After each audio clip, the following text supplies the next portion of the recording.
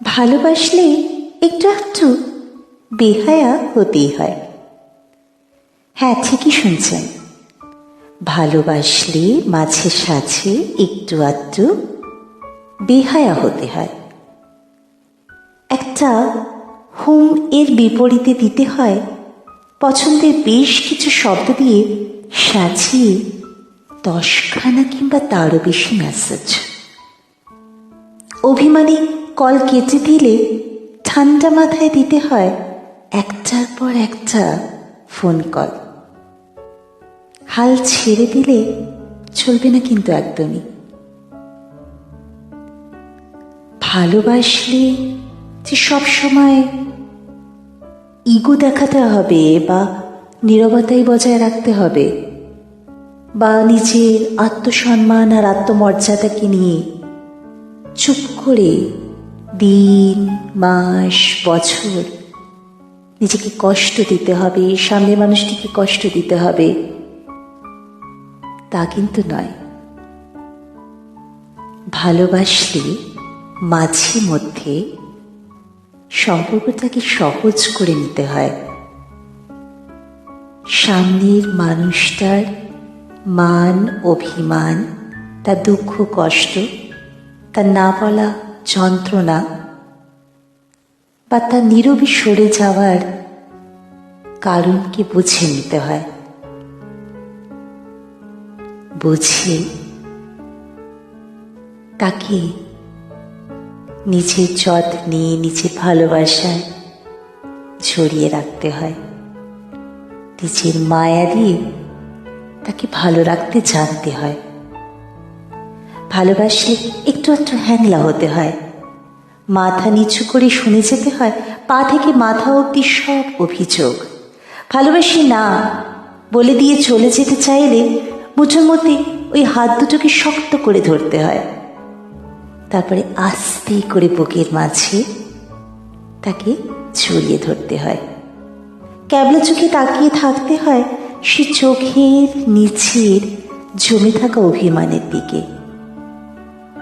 নিখুঁতভাবে খেয়াল করতে হয় তার উস্কো খুস্কো চুল। যত্নে নিজের আলতো হাত দিয়ে গুছিয়ে নিতে হয় তাকে। ভালোবাসলে বর্ষার গর্জে ওঠা নদী নয়, শীতের শান্ত নদী হয়ে যেতে হয় মাঝে মাঝে। হুটহাট গরম হয়ে যাওয়া প্লাস্টিকের মাথাকেও সামাল দিতে হয় সবটা ঠান্ডা মেজাজে। চোখের আগ্নেয়গিরিকে মুহূর্তেই কমিয়ে আনার কৌশলটাও রপ্ত করতে হয়। ভালোবাসলে বুঝতে হয় সামনের মানুষটার অভিমানকে, তার রাগকে, তার দুঃখকে, তার জমে থাকা কষ্টকে। বুঝে নিতে হয় যে সবসময় সে বলতে চাইলেও বলতে পারে না নিজের কষ্ট। থেকে যেতে চাইলেও হয়তো থেকে যেতে পারে না। তাই ভালোবাসলে তাকে নিজের ভালোবাসা, নিজের মায়া দিয়ে জড়িয়ে রাখতে শিখতে হয়, নয়তো প্রিয়জনকে পাশে রাখা মুশকিল হয়ে যায়। ভালোবাসলে উস্কো খুস্কো হতেই হয়, ঠিক আছে? যত্নমাখা হাত দিয়ে তাকে ভালোবেসে নিজের আলিঙ্গনে জড়িয়ে রাখতে হয়। বোকাশোকা হাসি হেসে বলতে হয় সরি।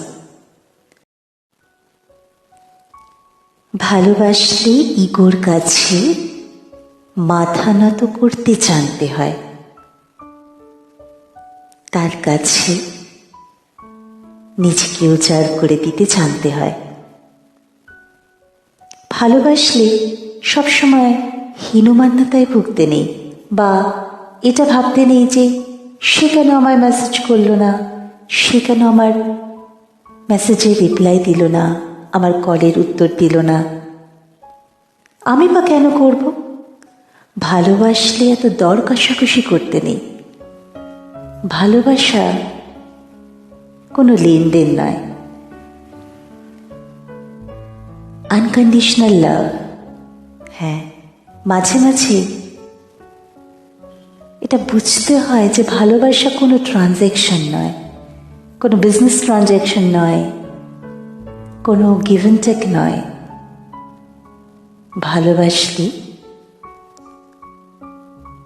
সামনের মানুষের পরিস্থিতিটাকে বুঝিয়ে নিতে হয়, তাকে নিজের মায়া, নিজের যত্ন, নিজের সব সত্তা দিয়ে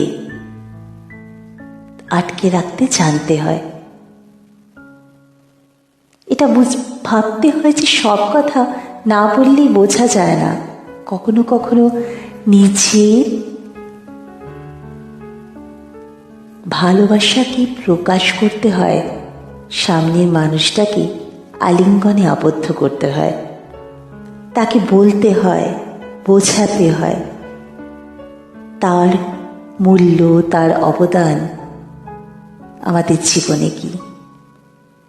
তাকে বলতে জানতে হয় যে তোমাকে ছাড়া আমার চলবে না মোটেই, তুমি থেকে যেও প্লিজ আমার বাহুর পাশে, আমার বুকের মাঝে। ভালোবাসলে যে ভালো রাখতে হয় নিজের সবটাকে দিয়ে, পাশে থেকে যেতে হয় হাতটা শক্ত করে ধরে সমস্ত ঝড়ে। প্রতিটা মানুষের জীবনেই আজ সম্পর্কে উথাল পাতাল, কর্মক্ষেত্রে উথাল পাতাল, কারোর জীবনে খুব একটা শান্ত, খুব একটা স্থির বা খুব একটা স্টেবল নয়। তাই আপনি যদি আপনার ভালোবাসার মানুষটিকে একটু মানসিক শান্তি দিতে না পারেন, তাহলে সে ভালোবাসার কি গুরুত্ব আছে? আপনিও যদি সবার মতন তার জীবনে শুধু অভিমান, রাগারাগি, ঝগড়া এইসবই কন্ট্রিবিউট করেন, তাহলে সেই মানুষটা কোথায় যায়? ভালোবাসার মানুষকে আর কিছু দিতে পারুন বা না পারুন, একটা জিনিস অবশ্যই দেওয়ার চেষ্টা করে যাবেন, সেটা হলো মানসিক শান্তি, মায়া ও তার ভালো থাকার কারণ।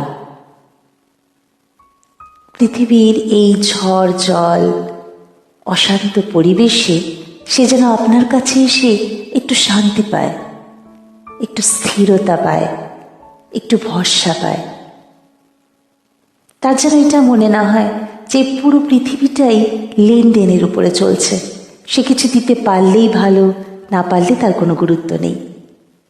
ভালোবাসলে তাকে ভালোবাসা দিয়ে আগলে রাখতে জানতে হয়।